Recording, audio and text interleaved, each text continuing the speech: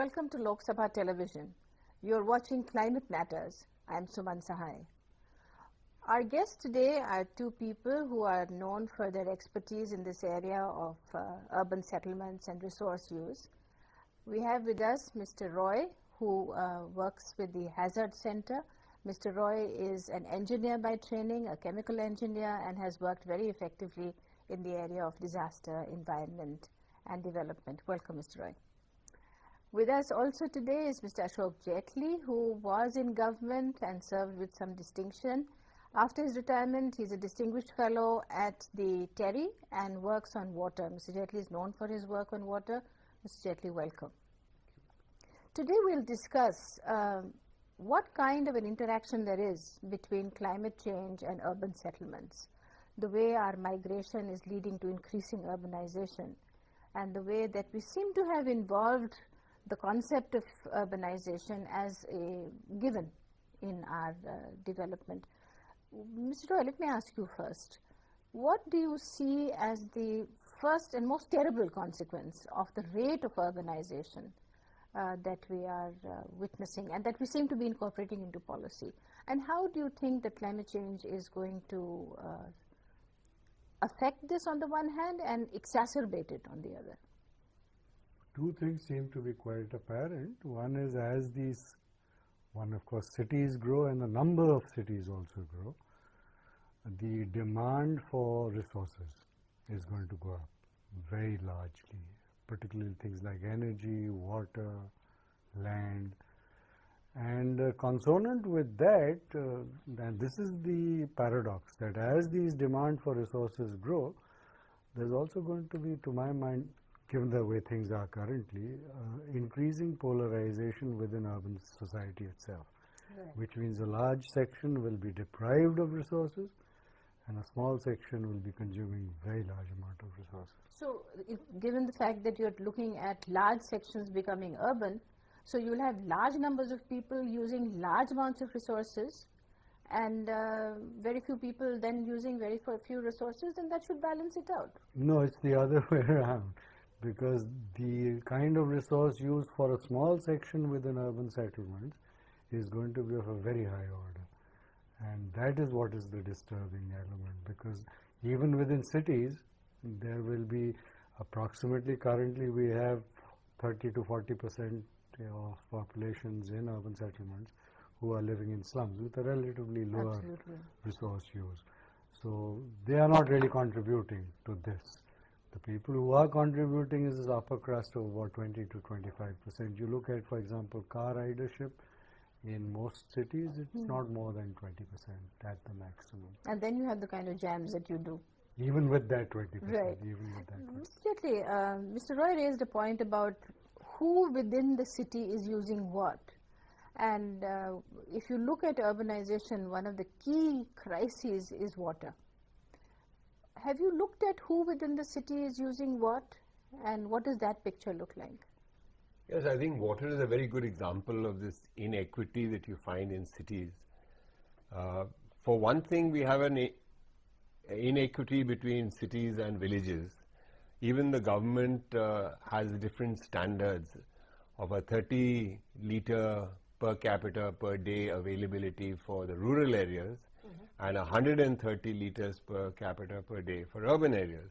This is what the government This is what the government policy is. One is not very clear as to what the rationale for this is. When actually people in the villages require much more water, even domestically. I'm not talking about irrigation water, but even domestically, because they have cattle and they have animals, right. and their requirements are very high. But when you look at cities and towns, the differential between what Dunu Roy just mentioned about slums and the upper crust is so evident. You take Delhi, for example. In the cantonment area, you have an availability officially of something of the order of 500 litres plus per capita per day.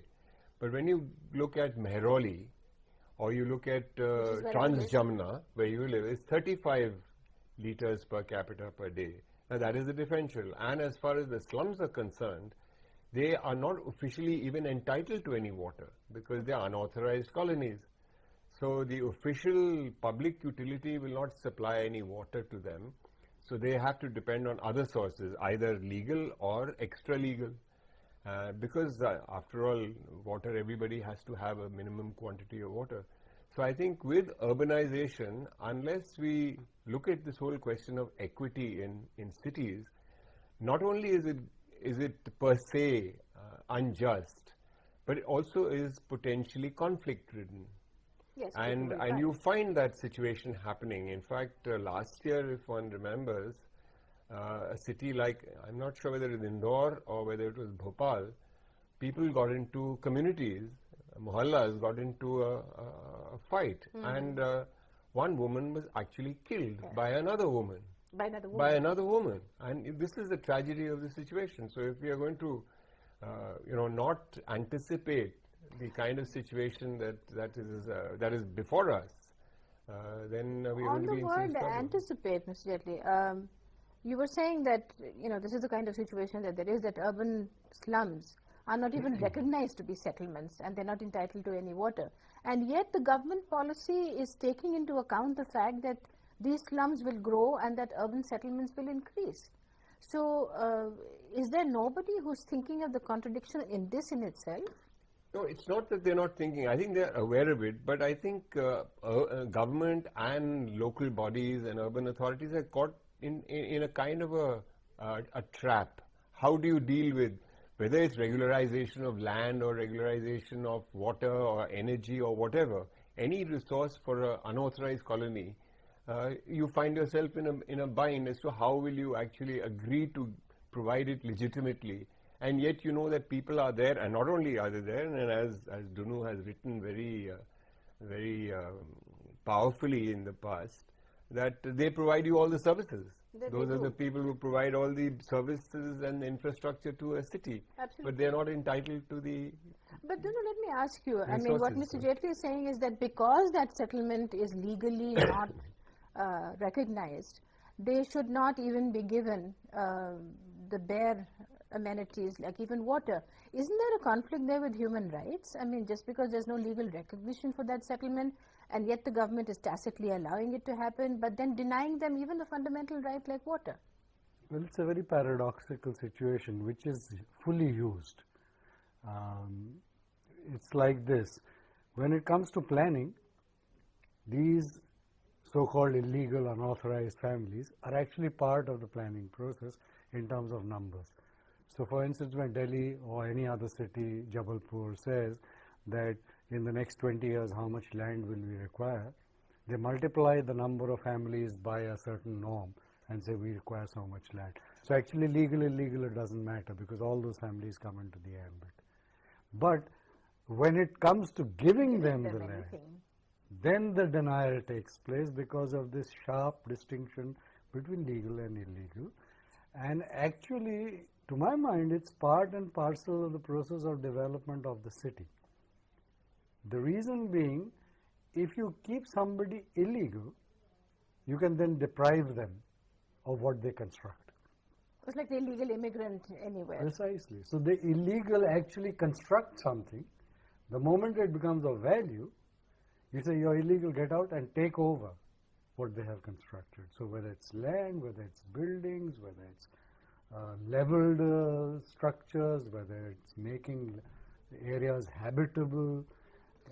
Would you say that there is a tacit understanding to let this happen? It can't just purely be an accident and bad planning. It would have to be more than that. There would have to be a tacit understanding that you've got these people who you're using in an extremely abusive kind of way to build infrastructure, and you use this legal thing to deny them rights. I don't think there's anything tacit about it. It's pretty apparent. Oh, it's pretty apparent. I mean, for example, if you look at court cases, courts say so many people have set up shops which are illegal, seal them, remove them because they're illegal.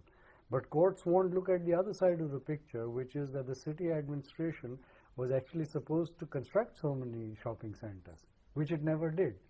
But they never hauled up. They never hauled up. So this is a design because you don't haul, and these are mandatory. The master plans are mandatory documents which say so many buildings have to be constructed, so many shopping centers, so many industrial areas. They never do it. I've looked at records of about 26 cities now. Never is there anywhere more than 30% performance. 70% is just not constructed. So by default, 70%, people are not going to stop. People are not going to stop living just because you haven't constructed shopping centers. So they set up mom and pop grocery stores, they set up little shops, and they're all illegal, although they're performing a service for the city, which the city should have done itself. Mr. Jaitley, I mean, Mr. Roy seems to say, or has said, that there seems to be a complete acceptance of this, what is really an unacceptable situation. You've been in government. How do you think the government can and should respond? It's not such a tough one, but is there really a reason, a technical reason why the government is unable to respond? And how would you say the government should look at urban settlements, given all of the points that have been raised? I think it's there's too much of centralization basically, and that's the reason I think why government is unable to actually respond adequately to the situation. They look at it from what we call the macro perspective, and the micro, which becomes the human perspective, is lost. So I think the answer really lies, and there is a silver lining to this dark cloud, which is the decentralization of local bodies and urban authorities under the 74th Amendment. That if we follow this through, I believe that eventually, once you decentralize the management of cities and resources within cities, then each sector, each section of the community will be able to deal with issues on their own, and there will be a much greater sense of participation and ownership than there is today. It's us and them at the moment. It has to become all of us. Us and them meaning the people versus the government? No, not the government per se. I won't just, it's not the government, it's people in power, let's say, or people who are the utilities, the suppliers. There are also water tankers, for instance. Right. It's not just the government. There are private water tankers, there are private generator operators who supply electricity. So there's a whole... Yeah, there are the people who control the situation. We'll have to take a break, but we'll come back after the break to take this forward. And I'd like to ask you the parallel between the national and the international situation. It's time for a short break on climate matters, but don't go away. We'll be back with some more interesting discussions with Mr. Roy and with Mr. Jaitley. If I use the argument that, US is using so much and India is emitting so little, so there's no question of parity between the two, India is doing the same thing within India, which is the rich are emitting so much and the poor are not. So you ride on the backs of the poor not emitting.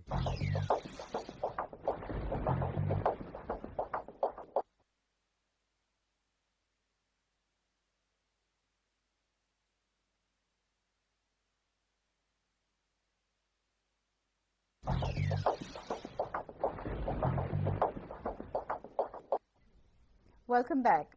You're watching Climate Matters, and we are talking to Mr. Roy and to Mr. Jaitley.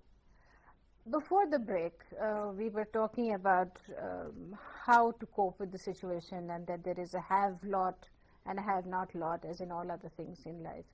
Mr. Roy, I wanted to ask you, India is now becoming extremely assertive in international negotiations.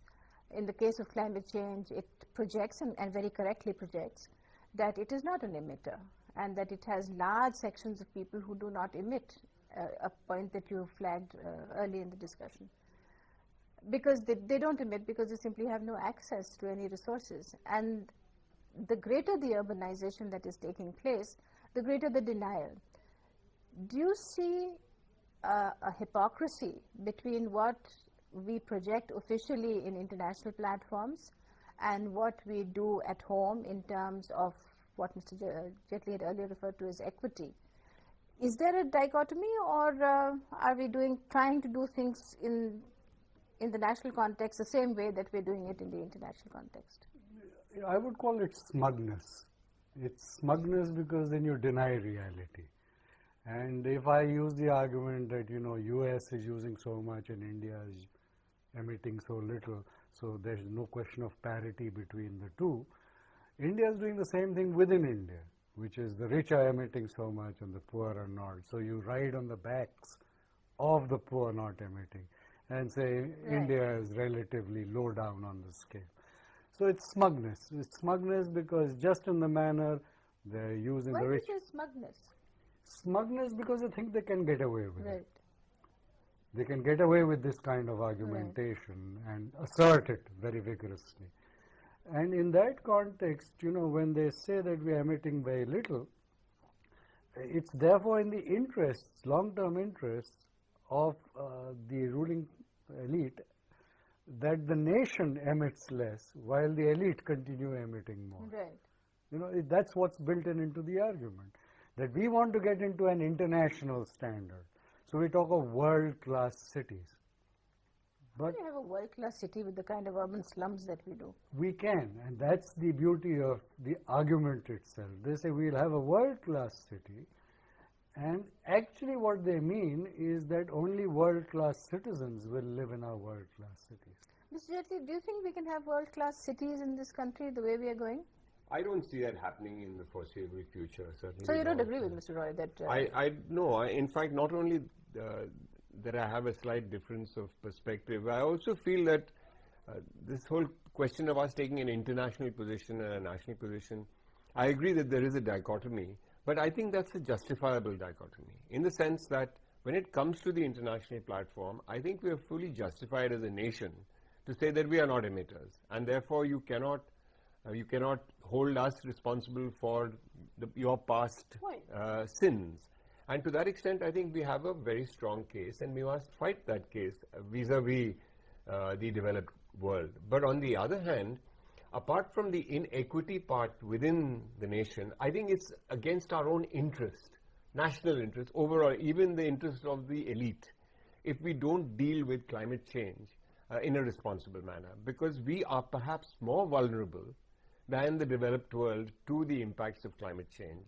And certainly in respect of, for instance, water, India and South Asia as a whole is perhaps one of the most vulnerable regions in the world. Yes. So for us to take an international position is one thing, but at the same time that should not prevent us from taking the necessary steps within ourselves in our own interest. No, absolutely. Sustainability is good for us at home. Yeah, and therefore, you know, this international position should have its own place, but should not then become a cause for smugness or inaction or, lack of a strategic plan. But do you really see any hope? And I'm asking you for a very honest answer on this. Do you really see any hope that the elite in government, which in any case is a very have structure, and within that have structure there is an elite, do you really think they will allow this kind of equity to happen? I think they'll be forced to. I don't think it's a question of volition. I think the pressures, and you see it building up around you. It's not a theorizing thing. Yes, you do. As I say, when there's conflict, if you see conflict emerging, then certainly you will find somebody has to respond in one way or the other. May not be adequately. Maybe it will take a long time. Maybe you do an interim cover-up and so on. But eventually, I think, in an open, democratic society like ours, thank goodness, I think these pressures, and the greater the pressure is from below, I think then the responses will have to come. And if you have a decentralized governance structure, then the responses will be that much quicker, I think. Of course, that governance structure we're all waiting for and still hasn't taken off. But on that cheerful note, hopefully that they will. Let me come to the question of technologies. And Mr. Roy, since you're an engineer, let me pose this question to you. Are there available technologies that are already on the shelf that we can take to somehow make resource use within cities? Because resource use in the rural context is far more equitable in its own way. But do we have technologies that would enforce a kind of equity in the use of resources within the urban context? That you actually not just are dependent on political will, but you also have technologies that will ensure or enforce a greater distribution, a more equitable distribution of the resources that we need, water and land and energy. And can we rely on technology? Does technology offer us any It's a good question. opening solutions? I think yes, very much so. But with a little slant to the perspective, and let me take it this way. Like when Tony actually has been in government, so he has this, he belongs to an earlier era of good governance of a particular kind. That era no longer exists, let me assure him. But let me take up, 3 points which I think turn the table around a bit. One is, just as much as we can tell the West that don't expect us to pay for your sins, the same thing can happen in India. The poor can turn around and tell the rich, don't expect us to pay for your sins. That's one. Second is this issue of vulnerability. I would say that, in fact, the poor are much less vulnerable than the rich because they're already surviving on the margins. Yeah. They have nothing to lose. If water availability comes down from 135 to 120 liters per capita per day, you will find all your middle class families standing on the rooftops and shouting, saying, I pay my taxes, where's my water? Right. For the poor, it's a big deal. I mean, they've never had 120 liters of water. They've been taking 10 liters of water. So if it drops to 9, they'll manage. I don't think there's much of vulnerability with the poor. The vulnerability is really with the rich. Even if coastal areas start drowning, if sea levels rise, the chap on the boat, he's not going to be vulnerable. He'll rise with the sea. Fish. Yeah, he'll get more fish. It's the rich person who's built a mansion on the beach or a hotel. He'll be more vulnerable. So I would turn the vulnerability argument the other way around. That the rich are more vulnerable Much and more. have more to lose if they don't get their act together. Precisely. And therefore the third point which you asked about technology, to my mind the poor already have the technology of dealing with climate change.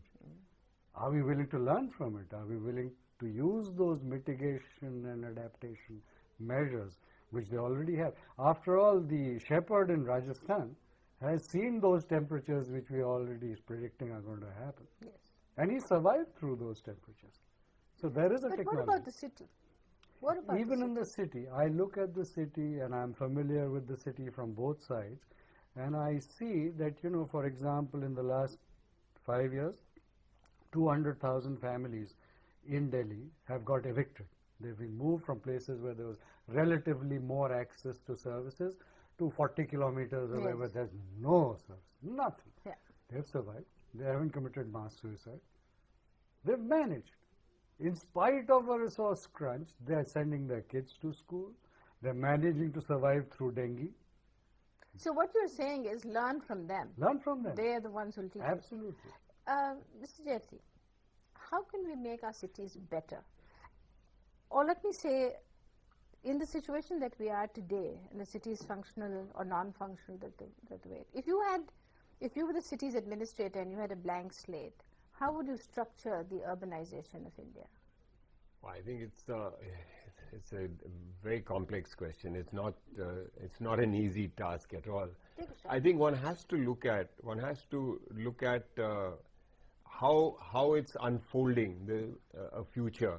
I think this whole planning exercise that we have been undertaking all these years has been a very static kind of an exercise.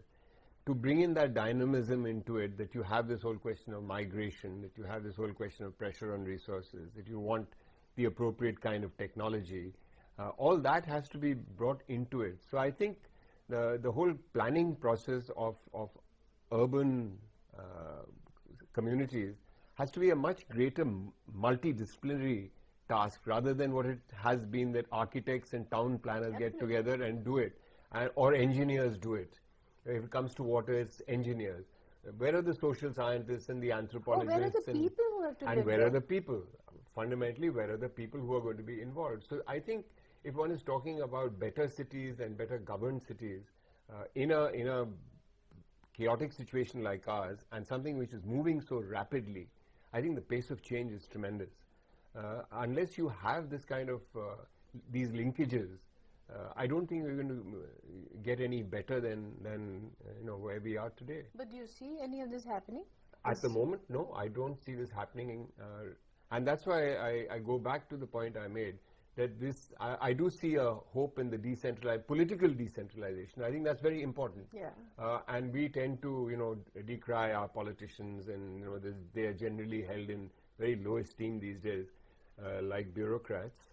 But I do think that they have to be, the awareness amongst the political class has to be there, and they have a very important role to play, because essentially these are political questions. These are political questions.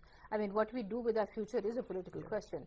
And unfortunately, in this politics, in this democracy where people are the people who should count, are never consulted.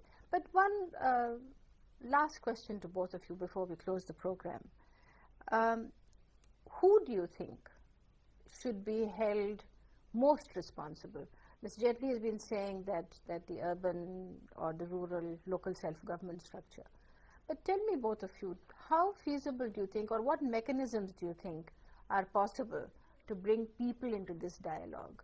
And how do you get them into decision making, especially in a structure that is contained, like urban settlements? We have very little time. I want both of you to respond.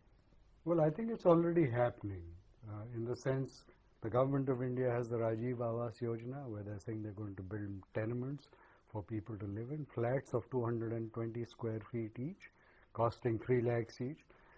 People are saying this is the wrong approach. You're using the wrong materials, high costs, they're going to have terrible impacts on the weather and on climate. Like the Indira Awas Yojana in villages, nobody goes and lives there. They're saying give us land. We'll build our own houses with our own materials and our own technology. It'll be cheaper. Mr. Jaitley, what would you, but what would you say? I think that's really the answer. Community organizations, and give them the resources, where the wherewithal to act. There will be a certain amount of wastage, there will be a certain amount of cost, but it's already there. Yeah, it's better than builders making it. Yeah, exactly. But I think we've sort of ended on a very positive note, and that is that people are the best people to take decisions for themselves and for the cities that we will have in this country.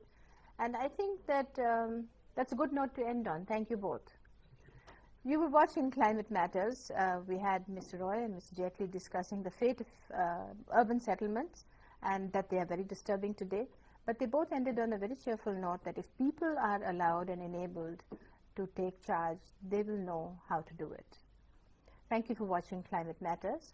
If you have comments, suggestions, if you have anything to say, send us a mail at climatematters@gmail.com. Goodbye.